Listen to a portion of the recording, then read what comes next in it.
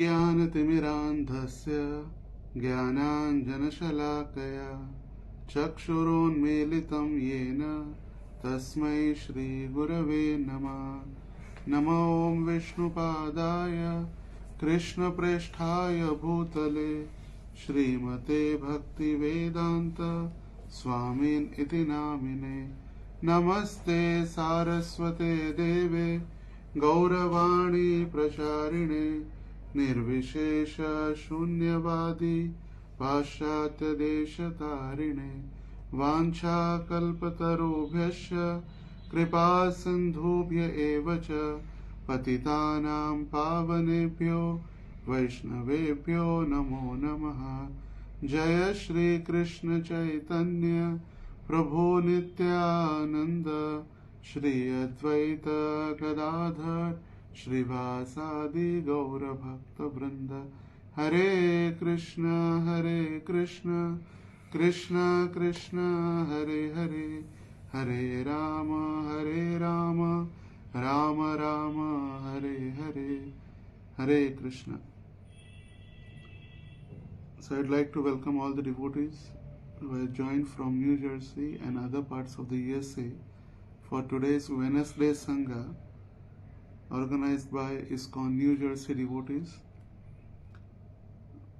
So I'll speak in Hindi and let's see how it goes.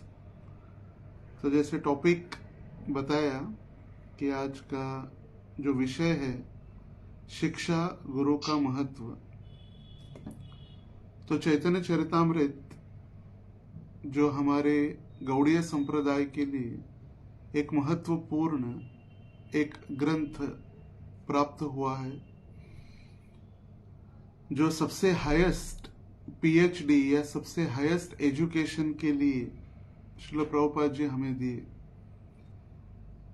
जैसे हम भक्ति शास्त्री जब करते हैं अध्ययन भक्ति शास्त्री का, उसमें ईशोपनिषद, उपदेशामृत, भक्ति रसामृत सिंधु और भगवत गीता का अध्ययन होता है।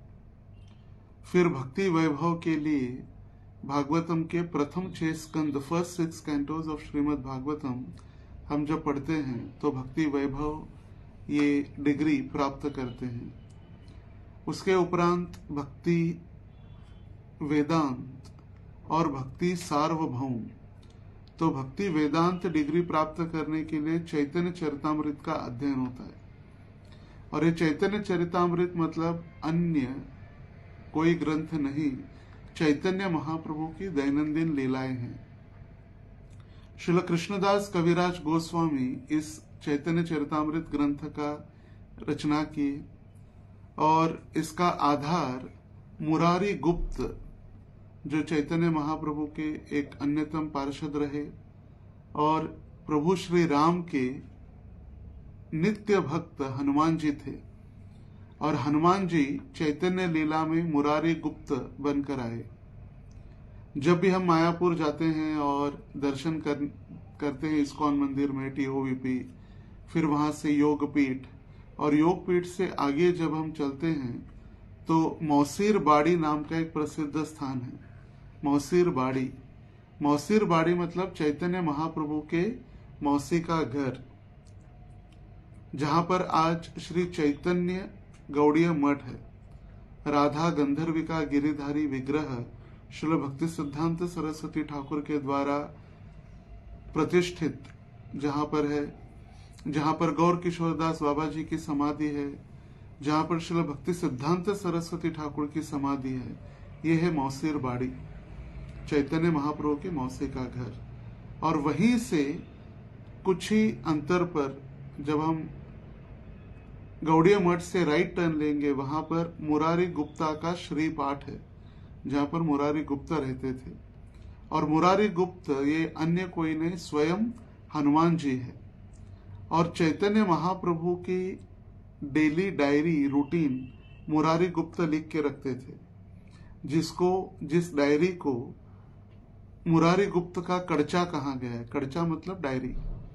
और इसके आधार पर चैतन्य महाप्रभु की ये सारी लीलाएं चैतन्य चरितामृत नामक ग्रंथ में एकत्रित हुई है।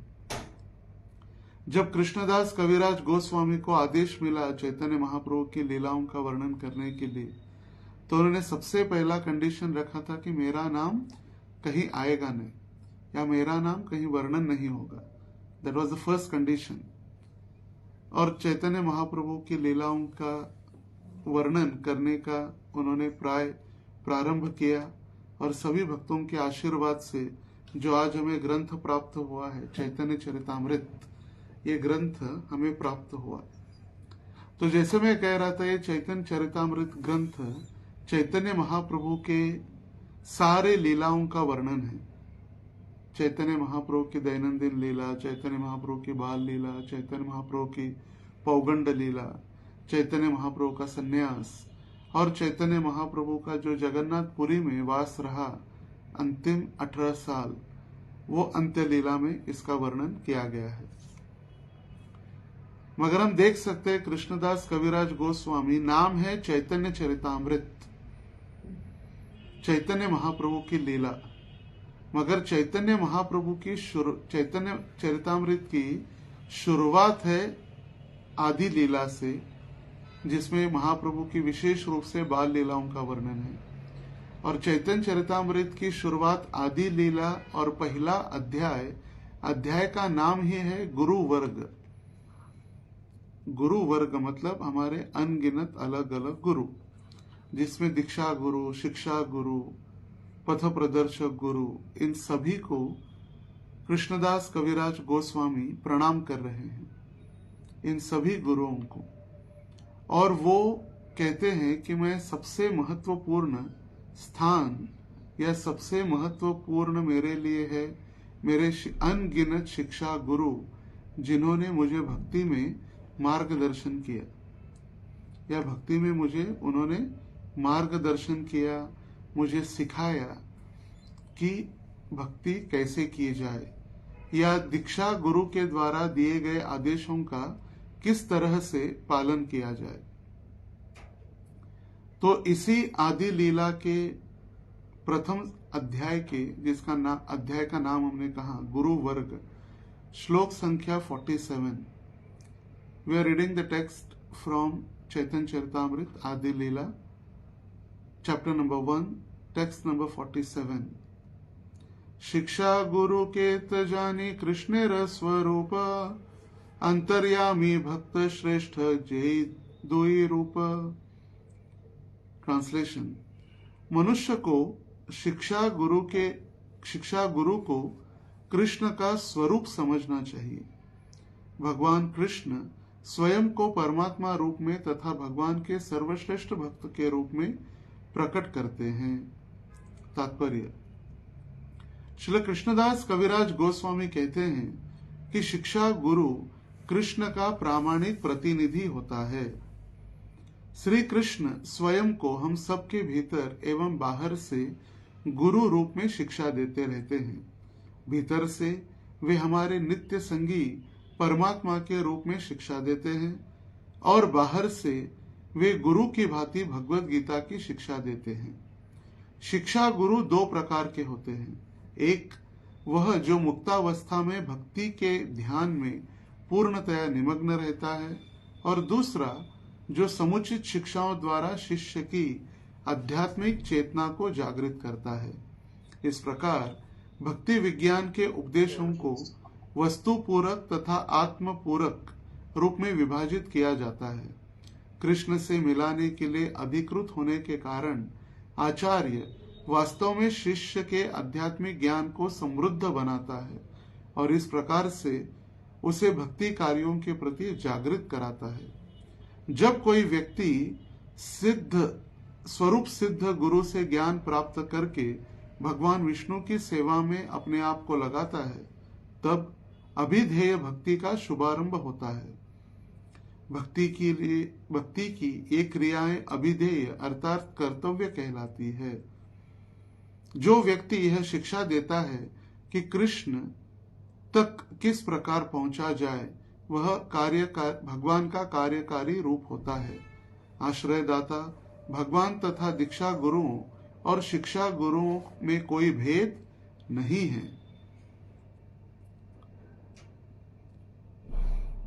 यदि कोई मूर्खतावश इनमें अंतर करता है तो वह भक्ति साधना में अपराध करता है। श्री सनातन गोस्वामी आदर्श गुरु है, क्योंकि वे व्यक्ति को मदन मोहन के चरण कमलों की शरण प्रदान करते हैं। भले ही कोई पूर्ण पुरुषोत्तम भगवान से अपना संबंध भूल जाने के कारण वृंदावन क्षेत्र की यात्रा न कर सके, किंतु सनातन गोस्वामी की कृपा से उसे वृंदावन में रहकर समस्त आध्यात्मिक लाभ प्राप्त करने का अच्छा अवसर मिल सकता है। श्री गोविंद जी अर्जुन को भगवत गीता का शिक्षा देकर शिक्षा गुरु जैसा कार्य करते हैं। वे आदि उपदेशक है, क्योंकि वे हमें उपदेश देते हैं और अपनी सेवा करने का अवसर प्रदान करते हैं। दीक्षा गुरु श्रील मदन मोहन विग्रह का साकार स्वरूप होता है, जबकि शिक्षा गुरु श्रील गोविंद देव विग्रह का साकार प्रतिनिधि होता है। इन दोनों अर्चा विग्रहों की पूजा वृंदावन में की जाती है। श्रील गोपीनाथ आध्यात्मिक साक्षात्कार के लिए चरम आकर्षण है। श्रील प्रभुपाद की जय। तो यहाँ हम देख सकते हैं कि शिक्षा गुरु के लिए कितना महत्वपूर्ण स्थान दिया गया है। शिक्षा गुरु को श्रील प्रभुपाद जी लिख रहे कि ये स्वयं गोविंद देव के विग्रह के साकार प्रतिनिधि है। शिक्षा गुरु गोविंद देव जो विग्रह है श्रील रूप गोस्वामी के, उनके प्रतिनिधि है, और दीक्षा गुरु श्रील सनातन गोस्वामी के मदन मोहन जो विग्रह है उनके साकार स्वरूप है। इतना महत्वपूर्ण स्थान शिक्षा गुरु और दीक्षा गुरु को दिया गया है। तो दीक्षा गुरु और शिक्षा गुरु की सेवा के विषय में यदि कहा जाए तो आध्यात्मिक गुरु की सेवा मतलब उनके शिष्यों की सेवा, ये सबसे महत्वपूर्ण है। कभी कभी हमें लगता है कि सिर्फ गुरु की सेवा करना मतलब ही सिर्फ गुरु महाराज की सेवा है, या जिन्होंने दीक्षा दी है उनकी सेवा करना मतलब ही सिर्फ सेवा है। गुरु सेवा मतलब गुरु की सेवा मतलब उनके शिष्यों की सेवा। और आचार्यगण समझाते हैं जो शिक्षा गुरु होते हैं हमें उनको दीक्षा गुरु के समान उनका आदर सम्मान करना चाहिए। शिक्षा गुरु को दीक्षा गुरु जैसा आदर सम्मान करे, उनकी आराधना करे, उनके चरणों में प्रार्थना करे, उनकी सेवा करे। और दीक्षा गुरु को भगवान के समान हमें उनकी आराधना करनी चाहिए। दीक्षा गुरु हमारे लिए भगवान के समान है, शिक्षा गुरु दीक्षा गुरु के समान है। जैसे कहा गया है कि साक्षात हरिद्वेन समस्त शास्त्रैर उक्तस्तथा भाव्यत एव सद्भि किंतु प्रभोर्या प्रिय एव तस्य वंदे गुरु श्री चरणारविंदम। जो दीक्षा गुरु है भगवान के प्रामाणिक प्रतिनिधि होने के कारण सारे शास्त्र वर्णन करते हैं कि गुरु को हमें भगवान का एक प्रामाणिक प्रतिनिधि समझते हुए उनकी सेवा करनी चाहिए। शिक्षा गुरु को दीक्षा गुरु का आदर सम्मान देना चाहिए और दीक्षा गुरु को भगवान के रूप में उनका सम्मान करना चाहिए। और इसीलिए हम देखते हैं दीक्षा गुरु का महत्व इतना है कि व्यास पूजा के दिन, उनके जन्म दिवस के दिन व्यास पूजा के रूप में हम उनका जन्मोत्सव हम आयोजित करते हैं। जैसे देखा जाए तो साक्षात भगवान के समान उनकी आरती हो रही है, चरण अभिषेक हो रहा है, 56 भोग लग रहा है। अगर कोई नया व्यक्ति देखेगा तो भ्रमित हो जाएगा, बोले क्या हो रहा है, ये तो भगवान के समान इनको एक सबसे उच्च आसन पर बैठाकर इनकी आराधना हो रही है। मगर हमें पता है और गुरु भी ये स्वीकार करते हैं कि वो भी आध्यात्मिक गुरु जो है भगवान के प्रामाणिक प्रतिनिधि है, वो भगवान नहीं है। जैसे एक अच्युतानंद प्रभु नाम के श्रील प्रभुपाद जी के शिष्य हुए और वो जब पहली बार, वैसे तो मायावाद के प्रति आकर्षित थे, मगर जब पहली बार जब वो आरती में आए, इस्कॉन मंदिर में आए, तो श्रील प्रभुपाद जी की आरती हो रही थी, श्रील प्रभुपाद जी की गुरु पूजा चल रही थी। तो प्रभुपाद जी की जब गुरु पूजा हो रही थी तो उन्होंने देखा कि सारे शिष्य प्रभुपाद जी की आरती कर रहे, उनके लिए प्रार्थना कर रहे, आरती गा रहे हैं, उनकी पूजा हो रही है, मगर जो व्यासासन के ऊपर बैठा हुआ व्यक्ति भी, वो भी प्रणाम करते हुए वो भी आरती गा रहे, गुरु आरती। तो उन्होंने पूछा, रे ये किसके लिए गा रहे? सारे जितने भी शिष्य यहाँ पर है वो तो इनकी आरती उतार रहे, इनकी पूजा हो रही है, मगर यहाँ देखा जा रहा है कि ये भी आरती गा रहे, ये किसके लिए गा रहे? तो शिष्यों ने कहा कि ये गा रहे हैं अपने आध्यात्मिक गुरु के लिए। और तब उन्होंने स्वीकार किया, हाँ मतलब यहाँ पर कोई भी व्यक्ति स्वयं को भगवान घोषित नहीं करता है। एवं परंपरा प्राप्तम इमं राजश्रयो विदुहु। सारे जो गुरुजन हैं अपने लिए जो प्राप्त हुआ जो भी क्रेडिट है, जो भी पूजा है, जो भी सम्मान है, जो आतिथ्य है, आदर सम्मान, वो अपने सारे पूर्ववर्ती आचार्यों को समर्पण कर रहे हैं या समर्पित कर रहे हैं, जिससे वो सारी क्रेडिट भगवान श्री कृष्ण के चरणों में पहुंच सके। जैसे हम देखते हैं कि इस्कॉन में भी इतने मल्टी गुरु एनवायरमेंट होने के बाद भी कोई गुरु श्रील प्रभुपाद जी के आदेशों के अलग कोई ज्ञान नहीं देता या कोई अलग से मार्ग नहीं बताते हैं। इस्कॉन की सेवा मतलब गुरु की सेवा, गुरु की सेवा मतलब श्रील प्रभुपाद जी की सेवा। इस्कॉन में गुरु की आवश्यकता है और गुरु को इस्कॉन की आवश्यकता है, दोनों इंटरडिपेंडेंट है। अगर हम इस्कॉन में रहेंगे और तथाकथित भौतिकवादी गुरु से दीक्षा लेंगे तो स्वीकृत नहीं है। और उसी प्रकार इस्कॉन में रहकर कोई भी आध्यात्मिक गुरु अपने मन गढ़ंत ढंग से कोई भी नियम प्रारंभ करे, किसी को भी बिना नियम के या बिना कोई शास्त्रों के आधार या शास्त्रों के नियम के विरुद्ध कोई दीक्षा दे, तो उसको भी इस्कॉन स्वीकार नहीं करता।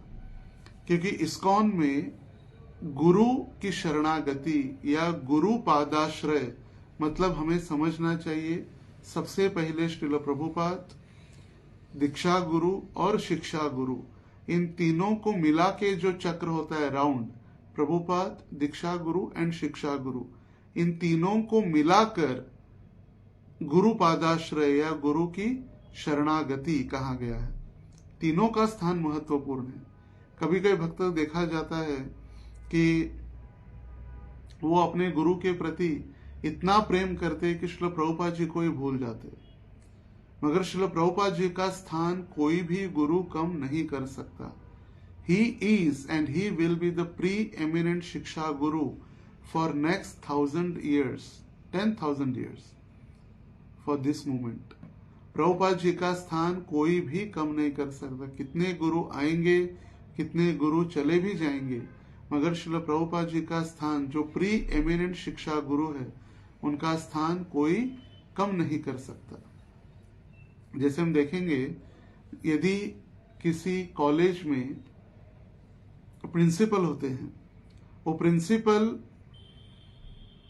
है श्रील प्रभुपाद जी। श्रील प्रभुपाद जी उस कॉलेज के प्रिंसिपल है और दीक्षा गुरु क्लास टीचर है। दीक्षा गुरु कौन है? Class teacher. और शिक्षा गुरु जब क्लास टीचर नहीं रहते या क्लास टीचर कहीं बाहर जाते हैं या दो क्लास में जब गैप होता है, जो मॉनिटर होता है, क्लास का मॉनिटर, वो मॉनिटर का कार्य शिक्षा गुरु करते हैं। जब भी दीक्षा गुरु कुछ सेवा बताते हैं, कुछ आदेश देते हैं, उस आदेशों का अच्छी तरह से किस प्रकार पालन किया जाए वो हमें सिखाते हैं शिक्षा गुरु। जैसे क्लास टीचर बाहर जाने के बाद जो मॉनिटर होता है, वो मॉनिटर सारे बच्चों का ध्यान देता है, चलो बैठो, शांत रहो, टीचर ने क्या कहा है, जो एग्जाम दी है उसको सभी को पढ़ना है, या जो लिखने के लिए कहा है, होमवर्क दिया है, वो यहाँ बैठकर करना है। जो मॉनिटर ऑफ द क्लास, जो मॉनिटर है, वो क्लास में ध्यान देता है, और जब टीचर नहीं होते हैं तो सारे बच्चों को शांति से बैठाना, उनसे होमवर्क करवाना, उनसे जो भी टीचर ने बताए हैं, क्लास टीचर ने लिखवाना, ये सारे कार्य करते हैं। हमारा जो प्रीचिंग मूवमेंट है, ये मूवमेंट होने के कारण सदैव बढ़ते रहता है। वैसे गुरु की जिम्मेदारी है अपने शिष्य को भगवत धाम तक लेकर जाए। शिक्षा गुरु और दीक्षा गुरु में यदि अंतर कोई है तो शिक्षा गुरु हमें भगवान के पास निकटस्थ लेकर जाते हैं, संस्था में जोड़ते हैं, श्रील प्रभुपाद जी और भगवान से मिलाते हैं, और हमें जप करना सिखाते हैं।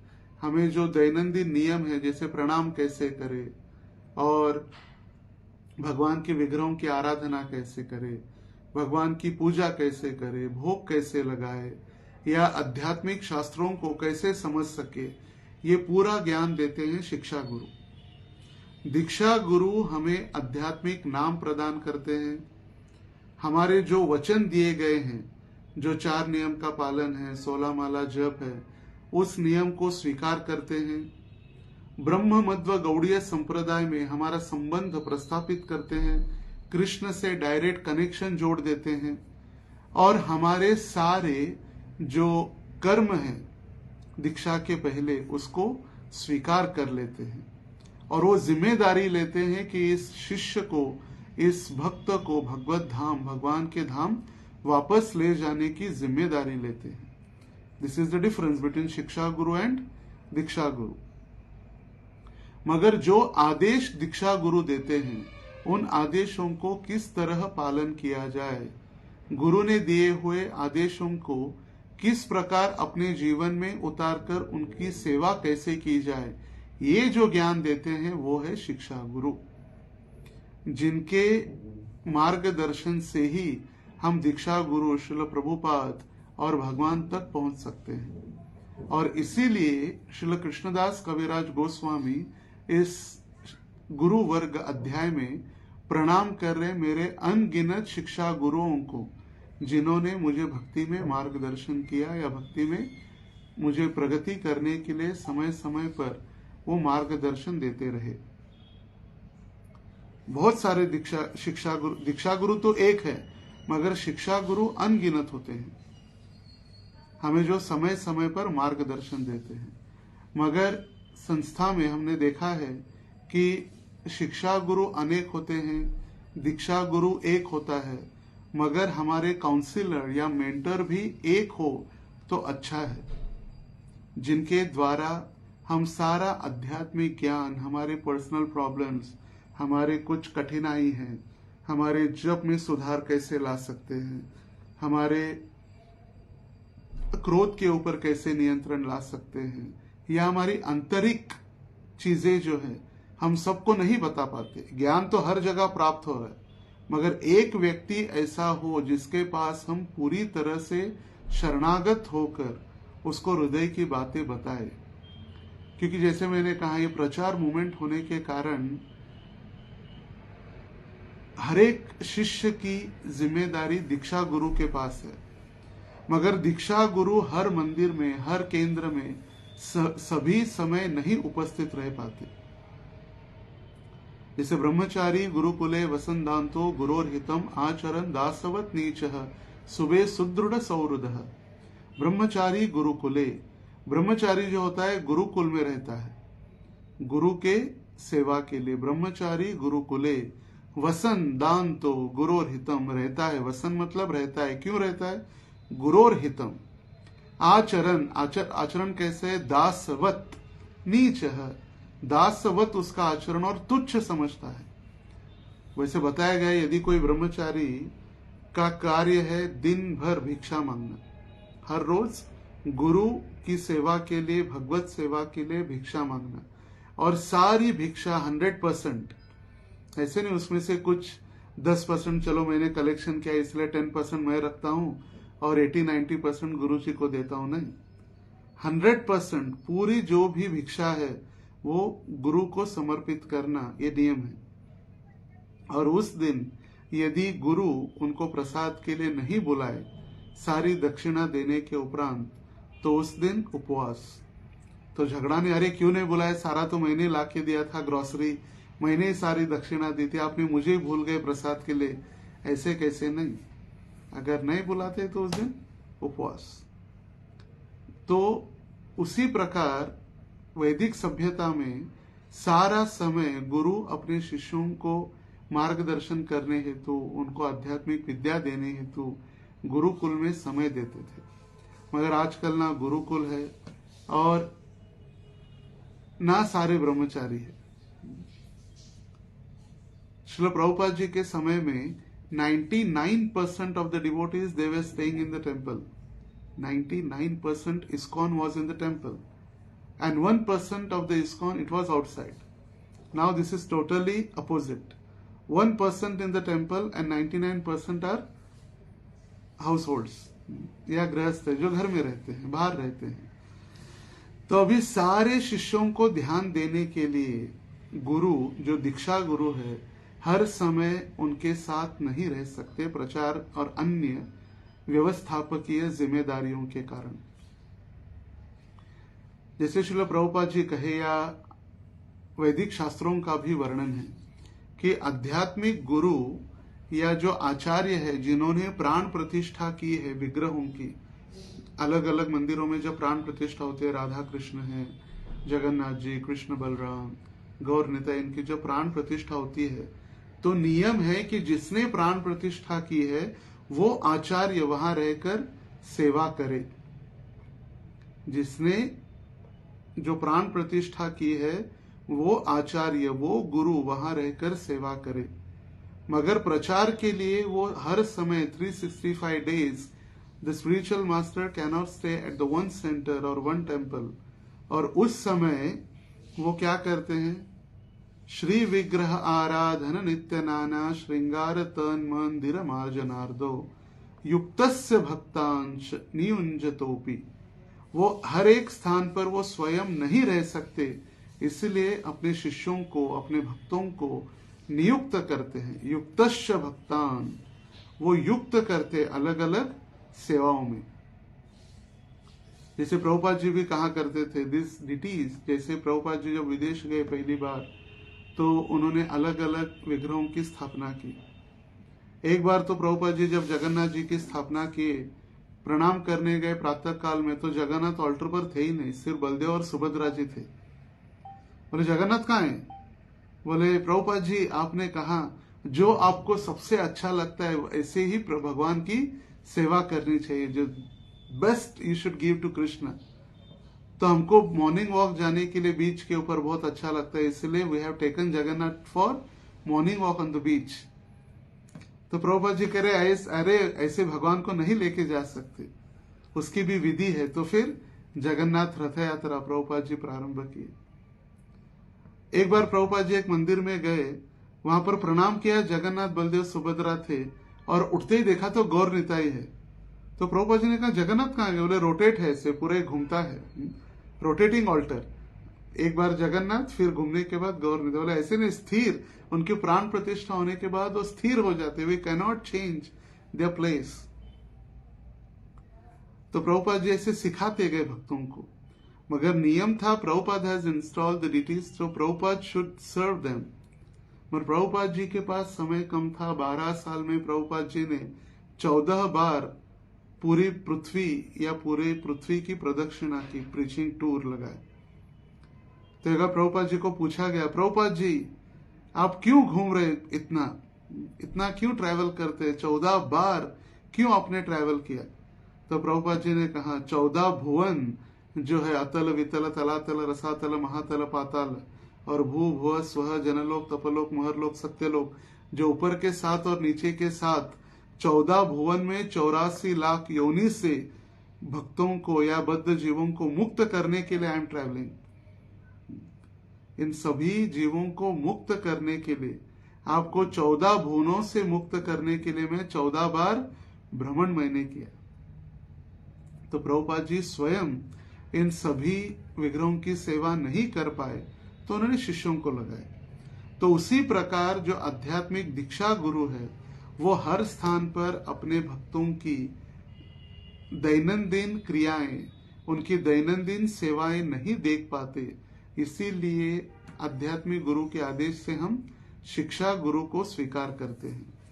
जो शिक्षा गुरु हमारे डेली रूटीन, डेली सेवाओं को ध्यान देते हैं, हमारी साधना कैसी हो रही है, हम मंगल आरती जा रहे कि नहीं, हम हर रोज 16 माला जप कर रहे कि नहीं, हम 4 नियमों का पालन किस तरह से कर रहे, हम 4 नियमों का पालन कर रहे या 3 हैंड हाफ कर रहे या 3 नियमों का पालन कर रहे।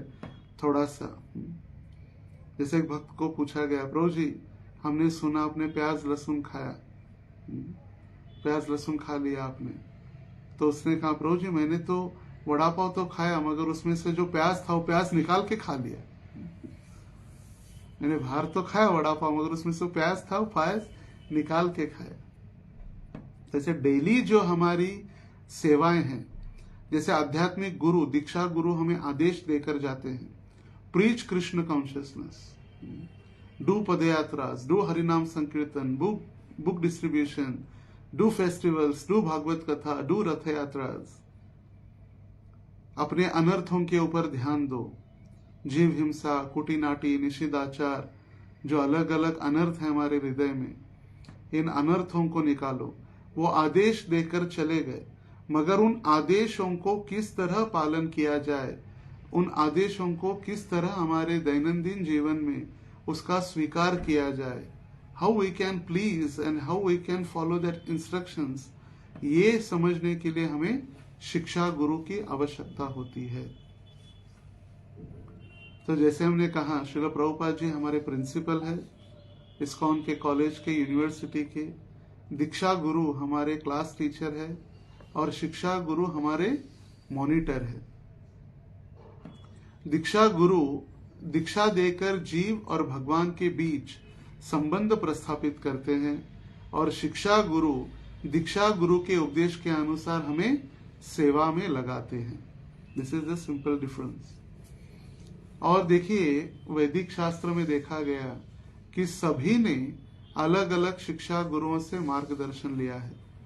जो क्षत्रिय होते हैं वो ब्राह्मणों से मार्गदर्शन लेते हैं। क्षत्रिय राजा भले उनके दीक्षा गुरु न हो, मगर हमेशा वो मार्गदर्शन ब्राह्मणों से लेते हैं, क्षत्रिय होते हुए भी। भगवान राम वशिष्ठ मुनि से उन्होंने मार्गदर्शन लिया। प्रभु रामचंद्र ने भी वशिष्ठ मुनि से लिया। पांडवों ने धौम्य ऋषि से मार्गदर्शन लिया। और जब भगवान लंका पहुंच रहे थे सीता को ढूंढने के लिए, तो वहां पर भी हम देख सकते हैं भगवान तो अंतर्यामी है, भगवान को सब पता है कि सीता कहाँ है, उनको ढूंढने की आवश्यकता नहीं थी, मगर एक सर्वसाधारण मनुष्य की भूमिका निभा रहे थे। इसीलिए भगवान ने भी अलग अलग भक्तों से सहारा लिया सीता माता को ढूंढने के लिए। सुग्रीव, हनुमान जी, सारे भक्तों का आश्रय लिया, उनसे ज्ञान प्राप्त किया, उनसे पूछा कि सीता को हम कहाँ प्राप्त कर सकते। भगवान को पता नहीं था कि उनकी पत्नी सीता देवी कहाँ है, सब पता था, वो तो अंतर्यामी है। मगर भगवान ने भी अलग अलग भक्तों से मार्गदर्शन लिया। अभी जो शिक्षा गुरु है, शिक्षा गुरु में कभी भी स्वामित्व की भावना नहीं होनी चाहिए। अगर शिक्षा गुरु के जीवन में स्वामित्व की भावना होती है, वो स्वयं को कंट्रोलर समझने लगता है, तो फिर वो हमेशा दुखी रहता है। If he is thinking as a controller, तो फिर शिष्य भी दुखी रहते हैं और शिक्षा गुरु भी दुखी रहते हैं। जैसे कहाँ जा रहे हो, क्या कर रहे हो, कितने बजे सोए, कितने बजे उठे, क्या खाया, बोले प्रभु जी प्रसाद ले रहा हूँ। क्या खा रहे हो, बैंगन खा रहा हूँ। अरे बैंगन अभी नहीं, दोपहर में खाओ। प्रभु जी कीर्तन में जा रहा हूँ। कहाँ, मंदिर में। बोले पूछ के जाना चाहिए। वृंदावन जा रहा हूँ। क्यों जा रहे हो, बिना पूछे क्यों जा रहे हो। अरे मंदिर में कीर्तन के लिए तो जा रहे हैं, वृंदावन यात्रा के लिए बिना पूछे कीर्तन नहीं जाना है, बिना पूछे जप नहीं करना है। बिना पूछे खाना नहीं है, this is too much controlling nature. ऐसा नेचर नहीं हो। और दूसरा, एकदम भी उदासीन नहीं हो, छोड़ दिया चलो राम भरोसे जी लो अपनी जिंदगी, ऐसे भी नहीं होना चाहिए। कहीं पूछेगा ही नहीं। फिर साल में फेस्टिवल, एक होते हैं रेगुलर डिवोटीज एंड एक कैटेगरी है फेस्टिवल डिवोटीज। उनको हम सिर्फ साल में एक बार देखते हैं, जन्माष्टमी टू जन्माष्टमी एंड रथ यात्रा टू रथ यात्रा, बस। These are the festival devotees. और ये ऐसे इतना भाव प्रकट करके जन्माष्टमी या उत्सव में, फेस्टिवल में आकर ऐसी सेवा करते, लगता है प्राय बाप रे महाभाव, ये कितने भावपूर्ण भक्त है। डायरेक्टली से ऐसा नहीं ऐसा हो, ऐसा नहीं ऐसा हो, दिस टोटली रॉन्ग। एकदम उदासीन भी नहीं और ओवर कंट्रोलिंग भी नहीं। अगर जैसे आसक्ति हम जितनी करते हैं अपने काउंसिलिंग की प्रति, वो उतना ही विद्रोह करने लगते हैं। उनको जबरदस्ती करने से वो धीरे धीरे धीरे हमसे दूर जाने का प्रयास करते हैं और विद्रोह करने लगते हैं।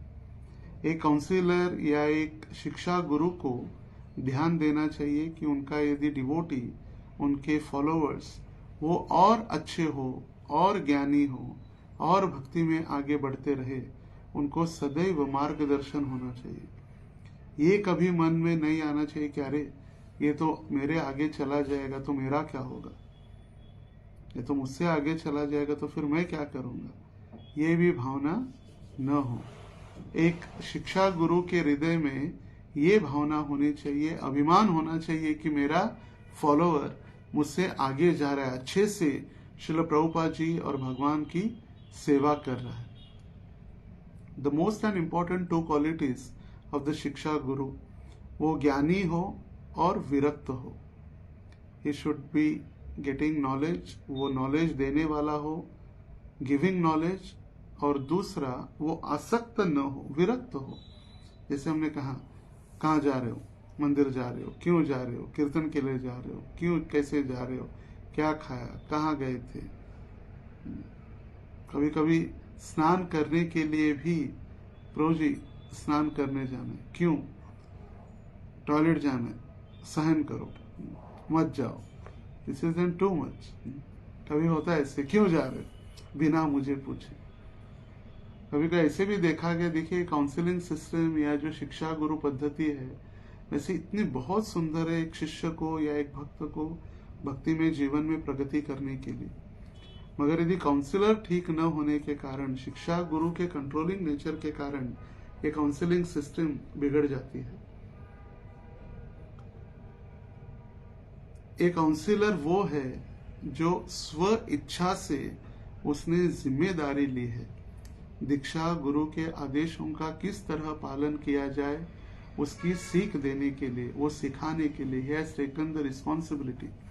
और इसीलिए सनातन गोस्वामी का वर्णन यहाँ पर किया गया है। मदन मोहन के स्वरूप है दीक्षा गुरु और गोविंद जी के स्वरूप है शिक्षा गुरु। और इसीलिए हमें शिक्षा गुरु को कोई साधारण व्यक्ति नहीं समझना चाहिए।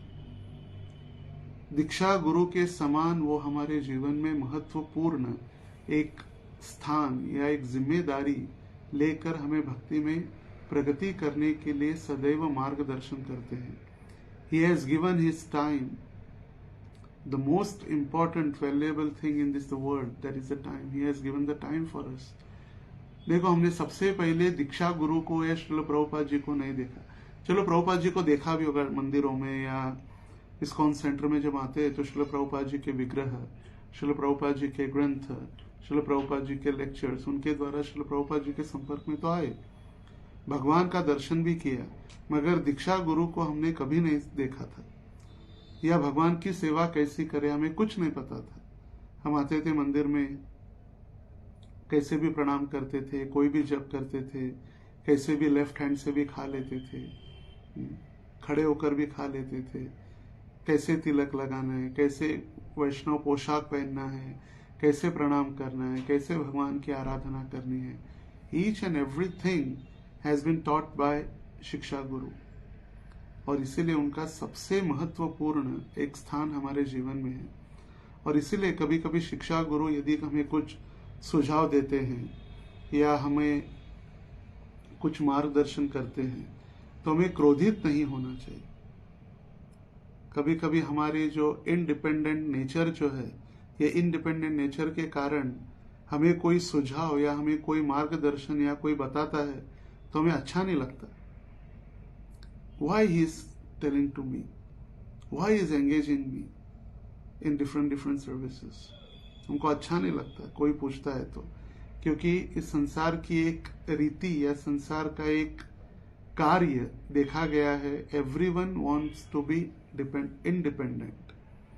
ये मन का स्वभाव है, वो सदैव स्वतंत्र रहना चाहता है। कोई भी आई एम द बॉस बनना है सबको, मगर आध्यात्मिक जीवन का कार्य अलग है। यहाँ पर सभी को दास दास दास अनुदास बनकर सेवा करनी है। तो हमें ध्यान देना चाहिए, जब शिक्षा गुरु हमें कुछ सेवाओं के लिए या हमें कुछ हमारे गलत कार्यों के लिए जब टोकते हैं, सुझाव देते हैं, तो कभी हमें क्रोधित नहीं होना चाहिए। शिक्षा गुरु को हमें इतना भी सस्ता नहीं लेना चाहिए कि वो चलो हमेशा मिल रहे, इसलिए कभी भी हम उनसे मिल सकते हैं, therefore he is not important in my life. No, he is very important. भक्तों के जीवन में यदि सबसे महत्वपूर्ण या सबसे मूल्यवान यदि कोई चीज है तो वो है भक्तों का संग। देखिए, भरत महाराज का उदाहरण, सबसे ज्वलंत उदाहरण हम देख सकते हैं। भरत महाराज जो थे, जिन्होंने अपना सारा ऐश्वर्य, सारी संपत्ति छोड़कर, जैसे एक व्यक्ति शौच क्रिया से बाहर आने के बाद वो पीछे मुड़कर देखता नहीं, ऐसे उन्होंने भी अपना सारा, एक छत्र सम्राट, संपूर्ण पृथ्वी के स्वामी राजा थे, एक छत्र सम्राट, वो छोड़कर जैसे ही चले गए, उन्होंने पीछे मुड़कर भी नहीं देखा। और रही बात उनके भक्ति के स्तर की, वो तो वैदिक भक्ति डूज एंड डोंट्स में नहीं थे, वो तो भाव भक्ति में थे, भाव स्तर तक पहुंच गए थे, भाव भक्ति तक पहुंच गए थे, मगर वहां पर कोई गुरु या शिक्षा गुरु उनके पास नहीं था।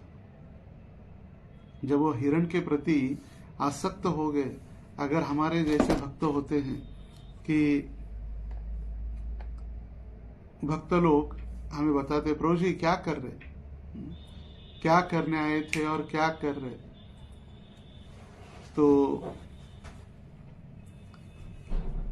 हमें बताया जाता है कि कैसे थे, क्या कर रहे मंदिर में आकर, क्लास छोड़कर बाहर क्यों बैठे हैं, प्रभुपाद जी को प्रणाम नहीं किया, कीर्तन छोड़कर बाहर बातें कर रहे। हमारा भी जब ऐसी परिस्थिति होती है तो हमारे आजू बाजू में आसपास जो भक्त है वो हमें लेकर जाते हैं, उनको हम शिक्षा गुरु कहते हैं।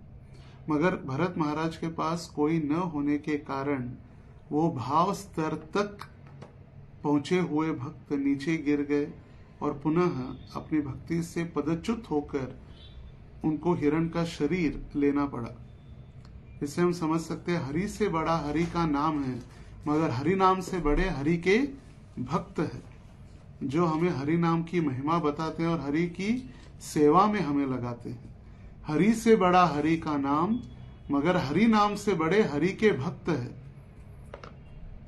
हरि नाम से बड़े हरि के भक्त है, जो हमें सदैव हरि की सेवा में नियुक्त रखते हैं और हरि के साथ हमारा संबंध सदैव प्रस्थापित रखते हैं। इसीलिए हमारा सौभाग्य है कि दीक्षा गुरु के अनुपस्थिति में, दीक्षा गुरु के एब्सेंस में शिक्षा गुरु हमारा ध्यान दे रहे हैं। He is taking care of our devotional service, devotional creeper. वो ध्यान दे रहे हैं हमारी आध्यात्मिक सेवाओं के लिए। और इसीलिए जैसे सीजन बदलता है, बारिश के बाद सर्दी, सर्दी के बाद धूप, ऐसे जब से सीजन जैसे बदलते हैं, वैसे हमें शिक्षा गुरु को भी बदलना नहीं है। जैसे सीजन बदलते वैसे कभी कभी देखा जाता है, हर 2-3 महीने में डिवोटीज को पूछते हैं, हु इज योर काउंसिलर, बोलते ये है, फिर ये है, फिर ये है। क्यों? क्योंकि they don't want to surrender to their spiritual authorities, and this is the main reason they are changing always their shiksha gurus or sometimes diksha guru also, sometimes temples also. Like if any brahmachari is there, he is not surrender to any temple authorities, particular temple authorities, he is changing the temple from one temple to another.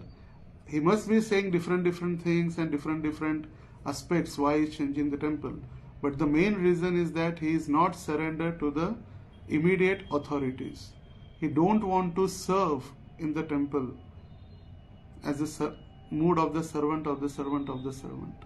तो ये main कारण है, शरणागत न होने के कारण we want to change always. तो कहा गया है कि यदि ऐसे कोई बार बार यदि कोई अपने गुरु, अपने शिक्षा गुरु, मंदिरों को बदलता है, he is like prostitute, वेश्या की तरह है, जो सदैव बदलते रहते। और इसलिए कहा गया है कि one should stay under one authority and try to serve in the mood of servant of the servant of the servant by dedicating his life towards the mission of Srila Prabhupada and the spiritual master. और एक महत्वपूर्ण बात, यदि कोई माताएं हैं तो प्रयास करे कि माताजी भक्तों को काउंसिलर यदि बनाते हैं, अगर ऐसी व्यवस्था है तो दैट इज द बेस्ट। प्रभु जी को काउंसलिंग करे, माताजी को काउंसलिंग करे, गृहस्थों को काउंसलिंग करे, ब्रह्मचारियों को काउंसलिंग करे। नहीं तो फिर क्या होगा, यदि ब्रह्मचारी गृहस्थों को काउंसलिंग करते वो इतना आसक्त हो जाएगा उनके प्रॉब्लम्स में लेकर कि वो सोचने लगेगा कि अगर इनके घर के प्रॉब्लम्स वगैरह मैं ही सोचते बैठूं तो फिर उसको भी गृहस्थ बनना पड़ेगा। इतनी चिंता कि अपना जप और अपनी साधना भी भूल जाएगा। इसलिए brahmachari should give the spiritual counselling only regarding their grihastha life. They should be taking counselling from one senior most grihastha और those who are practising Krishna consciousness very strongly and healthily in their grihastha life. तो ये बहुत महत्वपूर्ण है हमारे लिए कि माताओं के साथ वार्तालाप करे। या कभी कभी ऐसे हो सकता है यदि गृहस्थ काउंसिलर है तो पति पत्नी दोनों मिलकर उस गृहस्थ प्रभु जी भक्तों से काउंसिलिंग ले सकते हैं, पति पत्नी दोनों एकत्रित आकर। नहीं तो पत्नी एक अलग जगह पे, पति एक अलग जगह पे, पत्नी के काउंसिलर कह रहे कि आप बुक डिस्ट्रीब्यूशन में जाओ, पति के काउंसिलर कह रहे कि आप मंदिर में रहकर मंदिर की व्यवस्थापन संभालो। नो, पत्नी कहेगी नहीं रहेंगे मंदिर में, कोई पुजारी सेवा नहीं, चलो मेरे गुरु ने कहा बुक डिस्ट्रीब्यूशन करो। Then it will create some problems. तो हमें ध्यान दे कि माताओं के मार्गदर्शन में रहे अगर ऐसी व्यवस्था है। नहीं तो फिर दोनों पति पत्नी एक काउंसिलर या एक शिक्षा गुरु के मार्गदर्शन में रहे। शिक्षा गुरु की बहुत महत्वपूर्ण जिम्मेदारी है। He has taken the responsibility on the behalf of his spiritual master to take care of the devotees and engage them in the daily services of the Supreme Personality of Godhead. तो हमारा सौभाग्य है कि ऐसे शिक्षा गुरु की व्यवस्था हमें है। भले ही जैसे देखा जाता है कि गुरु महाराज भी समय समय पर हमें हर रोज समय तो दे ही रहे, every day he is giving us a time on the Zoom. But after that physically engaging services in the temples, तो हमारे जो शिक्षा गुरु है, हमारे अधिकारी हैं, इस्कॉन में 2 लाइन्स है। One is spiritual line and another is managerial line. Spiritual line प्रारंभ होती है शिक्षा गुरु, दीक्षा गुरु, श्रील प्रभुपाद, और मैनेजरियल लाइन में temple commander, temple president, GBC and Srila Prabhupada. दोनों के hierarchy is spiritual Srila Prabhupada, spiritual हो और मैनेजरियल हो। और प्रभुपाद जी के आदेश से ही, प्रभुपाद जी के मार्गदर्शन से ही ये सारा कार्य और सारी सेवाएं हम कर रहे हैं। तो हम श्रील प्रभुपाद जी के प्रति और ऋणी होने चाहिए, भगवान के प्रति ऋणी होने चाहिए कि हमें श्रील प्रभुपाद जी के द्वारा ऐसे भक्तों का संग सानिध्य प्राप्त हुआ है जो हमें सदैव मार्गदर्शन करने के लिए तैयार है। हरे कृष्णा कृष्णा कृष्णा हरे हरे, हरे राम राम राम राम हरे हरे।